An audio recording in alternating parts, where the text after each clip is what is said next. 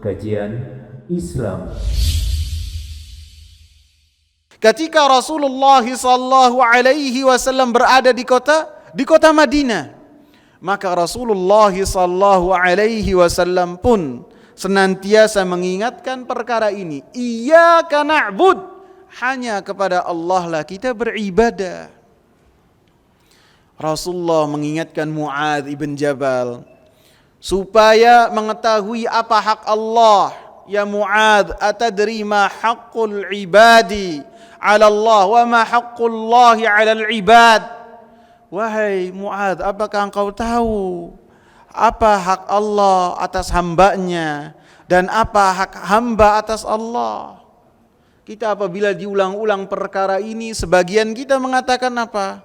Udah hafal, udah adzan. Udah hafal kita. Padahal orang yang paling mengenal tauhid takut apabila tauhidnya di dalamnya ada kesalahan, ada kerancuan. Apabila seseorang mati dan tauhidnya tidak diterima oleh Allah Subhanahu wa taala, artinya dia datang kepada Allah Subhanahu wa taala bukan dengan hati yang selamat. Karena hati yang selamat adalah hanya orang-orang yang bertauhid kepada Allah Subhanahu wa taala. Seorang Nabi Ibrahim yang mana beliau telah dikatakan oleh Allah sebagai ummah, sebagai hanif, walam yaku minal musyrikin, orang yang condong kepada tauhid dan tidak pernah melakukan kesyirikan kepada Allah Subhanahu wa taala. Beliau berdoa dengan apa? Wajnubni, ya Allah, jauhkanlah saya, jangan sampai melakukan kesyirikan. Jauhkanlah saya. Ini Nabi Ibrahim, Khalilullah, yang mendapatkan predikat kekasihnya Allah Subhanahu wa taala. Seorang yang berjuang yang luar biasa untuk dirinya, untuk keluarganya, untuk kaumnya, supaya mereka bertauhid kepada Allah Subhanahu wa taala dan tidak ada yang beriman kepada Nabi Ibrahim alaihi salam kecuali bilangan yang lebih kurang dari bilangan jari yang ada di tangan ini. Seorang Khalilullah menyampaikan kepada kaumnya, dibakar hidup-hidup ketika dilempar dengan minjanik, alat lempar, karena apinya sangat besar. Burung tidak ada yang berani melewati tumpukan kayu bakar tersebut. Ketika dilempar, malaikat Jibril alaihi salam mengatakan, wahai Ibrahim, apakah engkau membutuhkan sesuatu dariku? Maka dia mengatakan, Nabi Ibrahim mengatakan, adapun kepada engkau saya tidak butuh. Tuh bayangkan lagi dalam keadaan melayang menuju kematian. Yang datang bukan syaitan, siapa? Malaikat Jibril. Benar-benar iyyaka na'budu wa iyyaka nasta'in. Kepada engkau wahai Jibril saya tidak butuh. Saya hanya butuh kepada Allah Subhanahu wa taala.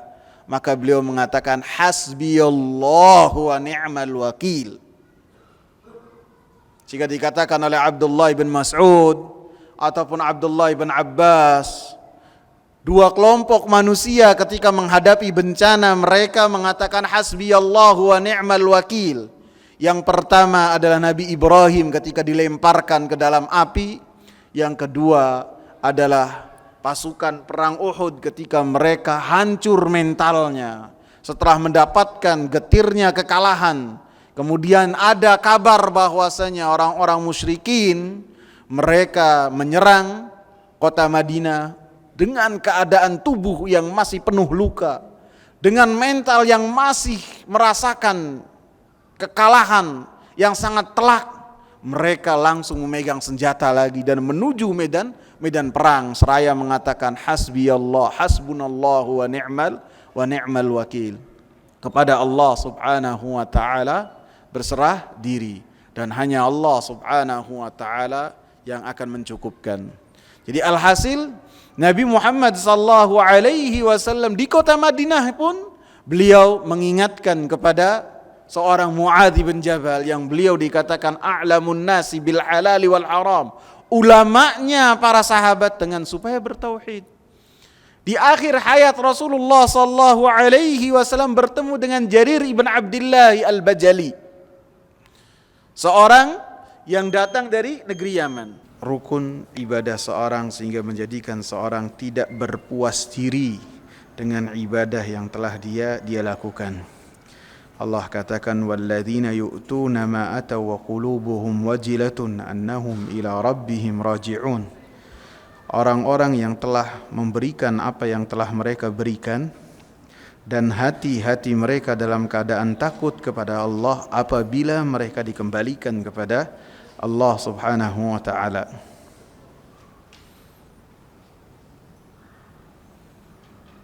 Aisyah radhiyallahu anha bertanya, "Ya Rasulullah, siapakah yang termasuk dalam ayat tersebut? Apakah orang-orang ahli maksiat, pencuri, pezina, peminum khamr?" Maka kata Rasulullah, "La ya binta Siddiq." Bukan wahai putrinya Siddiq. Humul ladzina yusallun wa yasumun wa yatasaddaqun wa yakhafuna alla tutaqabbala minhum. Yang dimaksud dengan ayat tersebut adalah mereka-mereka yang memiliki ibadah yang luar biasa berupa salat wajib, salat sunnah, salat malam, berupa puasa, orang lain berbuka, dia berpuasa, menahan dahaga, bersedekah, dan setelah melakukan amalan tersebut mereka takut apabila amalan-amalan mereka tidak diterima oleh Allah Subhanahu wa taala. Sehingga inilah yang didapati oleh Ibn Abi Mulaikah. Beliau katakan, saya bertemu atau mendapati lebih dari 30 sahabat. Tidak ada di antara mereka yang mengatakan bahwasanya keimanan mereka seperti keimanan para malaikat, tidak. Akan tapi mereka semuanya takut apabila dalam diri mereka ada kemunafikan. Sehingga Umar bin Khattab radhiyallahu anhu, beliau berkata kepada Hudzaifah bin Yaman, salah seorang sahabat yang pernah dibisiki oleh Rasulullah dalam perang Tabuk, siapa saja sih orang-orang munafikin? Nama-namanya ada di kantong Hudzaifah bin Yaman. Mungkin apabila Hudzaifah bin Yaman ada di tengah-tengah kita akan merasa aman. Tenang saja, kita rajin ngaji kok. Rajin kita. Tapi orang sekelas Umar bin Khattab radhiyallahu anhu mendatangi Hudzaifah bin Yaman. Dia berkata, "Anshudukallah, saya meminta kepada engkau atas nama Allah." Orang kalau sudah diminta atas nama Allah tidak bisa dia mengelak. Hal sammani Rasulullah, apakah nama Umar bin Khattab termasuk yang dibisikkan oleh Rasulullah kepada engkau? Allahu Akbar. Rasa takut yang luar biasa terhadap amalannya. Apabila amalan-amalan yang telah dilakukan ia gugurkan dengan amalan-amalan yang tidak diridhoi oleh Allah Subhanahu wa taala. Ini adalah rasa takut. Rasa harap kepada Allah, harap bahwasanya dia berharap amalan-amalannya diterima. Sehingga ia pun dengan harapan-harapan yang ia miliki kemudian ia iringi dengan amalan-amalan yang berikutnya. Itu adalah harapan yang benar dalam beribadah.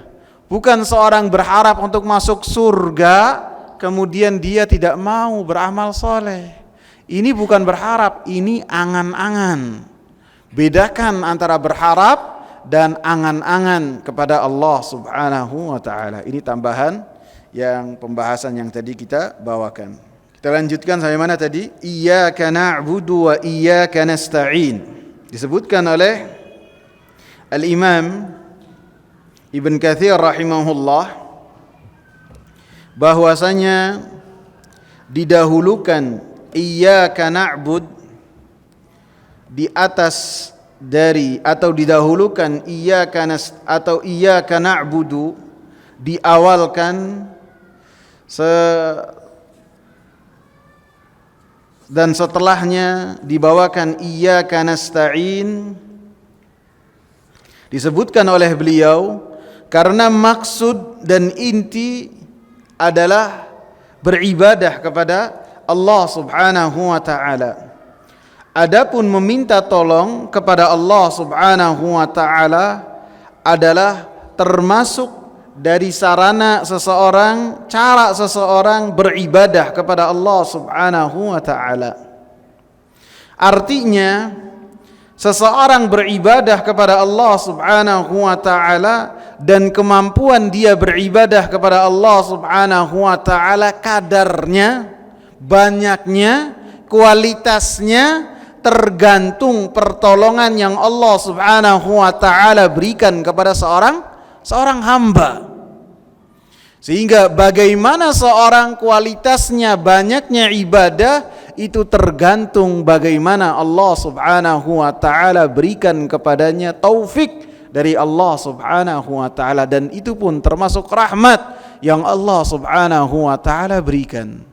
Kita tidak mungkin melakukan ibadah kepada Allah kecuali itu adalah karunia yang Allah Subhanahu wa taala berikan kepada kita.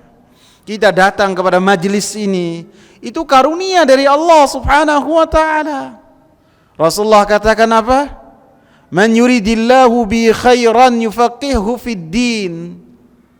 Siapa yang Allah Subhanahu wa taala kehendaki kebaikan, maka Allah jadikan dia mendapatkan pemahaman agama, pemahaman ilmu. Allah Subhanahu wa taala yang memberikan pertolongan. Di dalam surat An-Nur ayat 21 Allah Subhanahu wa taala katakan yang berkaitan dengan hal ini, ya ayyuhalladzina amanu la tattabi'u khutuwatis syaitan. Wahai orang-orang yang beriman, janganlah kalian ikuti langkah-langkah syaitan. Langkah-langkah syaitan yang banyak, dan mereka berpengalaman untuk menjebak manusia, karena mereka menghadapi manusia dari yang terdahulu sampai sekarang. Sehingga setiap dari kita kelemahan-kelemahannya sudah ada di catatan-catatan syaitan. Si fulan dengan harta, si fulan dengan wanita, si fulan dengan ini, si fulan dengan itu. Hafal mereka. Ada catatan-catatan khusus. Maka Allah katakan wala la tattabi'u khutuwati syaitan. Jangan kalian ikuti langkah-langkah syaitan. Berupaya untuk menjadikan manusia melakukan kesyirikan kepada Allah, berupaya untuk menjadikan manusia bermaksiat kepada Allah. Setelah kesyirikan, berupaya untuk manusia melakukan bid'ah, berupaya untuk manusia melakukan kemaksiatan kepada Allah. Apabila manusia tersebut adalah seorang yang dia senantiasa melakukan ketaatan, maka dijadikan manusia tersebut sibuk dengan perkara-perkara yang tidak utama, sehingga terlalaikan dari perkara-perkara yang lebih utama. Sangat berpengalaman syaitan. Maka Allah katakan, jangan kalian ikuti langkah-langkah syaitan. Wa man yattabi' khutuwati syaitan fa innahu ya'muru bil fahsya'i wal munkar. Siapa yang mengikuti langkah-langkah syaitan, maka sesungguhnya syaitan akan memerintahkan kepada kekejian dan kemungkaran. Walaula fadlullahi alaikum wa rahmatuhu ma zaka minkum min ahadin abada. Kalaulah bukan karena keutamaan yang Allah Subhanahu wa taala berikan kepada kalian, kalaulah bukan karena rahmat Allah Subhanahu wa taala kepada kalian, dan itu semua karunia dari Allah, maka tidak ada salah seorang pun di antara kalian yang selamat dari jebakan dan bujuk rayu syaitan selama-lamanya. Walakinnallaha yuzakki man yasha. Akan tetapi Allah Subhanahu wa taala menyelamatkan hamba-hambanya yang Allah kehendaki dengan disucikan hatinya dari jebakan dan bujuk rayu syaitan. Sehingga didahulukannya iyyaka na'budu wa iyyaka nasta'in, karena kita ketika beribadah meminta tolong kepada Allah Subhanahu wa taala, dan sebagaimana kita mendapatkan pertolongan dari Allah, maka kita mampu beribadah kepada Allah Subhanahu wa ta'ala. Mu'adz ibn Jabal radhiyallahu anhu pernah dikatakan oleh Rasulullah sallallahu alaihi wasallam, "Wahai Mu'adz, sungguh saya cinta kepada engkau, maka janganlah engkau tinggalkan di akhir salat engkau kecuali engkau berdoa kepada Allah Subhanahu wa ta'ala dengan doa apa? Allahumma a'inni ala dzikrika wa syukrika wa husni ibadatik." Ya Allah, tolonglah saya untuk berzikir.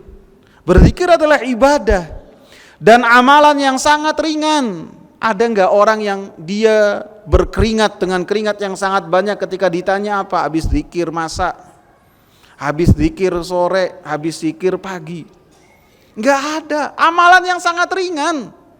Antum bisa jadi dengan jalan keluar dari sini menuju kendaraan antum bisa berzikir dengan zikir yang banyak, mengucapkan la haula wala quwata illa billah, bisa sampai 50 kali bisa. Akan tapi apa? Kita tidak mampu melakukan hal tersebut kecuali dengan apa? Pertolongan dari Allah Subhanahu wa ta'ala. Allahumma a'inni ala dzikrika, ya Allah, tolonglah saya supaya saya ini berzikir kepada engkau, ibadah. Ya Allah, tolonglah saya supaya saya ini bersyukur kepada engkau, menjadi hamba-hambamu yang dikategorikan oleh syaitan sebagai orang yang berjumlah sedikit. Wala tajidu aktsarahum syakirin, kata syaitan. Kau tidak akan mendapati kebanyakan dari mereka sedikit bersyukur kepada engkau. Wa husni ibadatik, dan bantulah saya ya Allah, tolonglah saya, mudahkanlah saya, hambamu yang lemah ini, supaya apa? Beribadah kepada engkau dengan ibadah yang baik. Jadi kita mampu beribadah kepada Allah Subhanahu wa ta'ala tergantung dengan kadar apa yang telah Allah Subhanahu wa ta'ala tolongkan kita dan berikan karunia tersebut kepada kita. Sehingga dengan keyakinan yang demikian yang kita tanamkan dalam hati kita, ibadah apapun yang kita lakukan, sebesar apapun yang kita lakukan di mata kita, akan menjadi ibadah yang biasa saja. Tidak menjadikan kita termasuk orang-orang yang membusungkan dada dengan ibadah yang telah dilakukan. Karena apa? La haula wala quwata illa billah. Itu semua adalah karunia dari Allah. Itu semua kita digerakkan oleh Allah Subhanahu wa ta'ala, atas taufik dari Allah Subhanahu wa ta'ala. Sehingga setelah selesai sholat berjamaah, kita tidak memandang hina ataupun rendah orang-orang yang bisa jadi berlalu lalang tidak melaksanakan sholat berjamaah. Karena di dalam hati kita, apabila kita bukanlah karena karunia Allah, bisa jadi kita lebih parah daripada orang-orang yang ada di hadapan kita. Tapi itu semua adalah karunia dari Allah Subhanahu wa ta'ala. Dan ibadah kepada Allah Subhanahu wa ta'ala ditegaskan di sini adalah satu kedudukan yang Rasulullah sallallahu alaihi wasallam dapatkan dari Allah Subhanahu wa ta'ala. Sehingga ketika seorang malaikat datang kepada Rasulullah bersama dengan malaikat Jibril, dan dia bertanya kepada Nabi Muhammad, wahai Nabi Muhammad, apakah engkau Rasul? Apakah engkau ini Nabi ataukah Raja? Maka malaikat Jibril mengatakan, tawadha, rendahkanlah hatimu kepada Allah. Maka dia mengatakan, saya adalah hamba Allah. Dan kedudukan yang tinggi yang dimiliki oleh Nabi Muhammad sallallahu alaihi wasallam ketika beliau menghambakan dirinya kepada Allah Subhanahu wa ta'ala.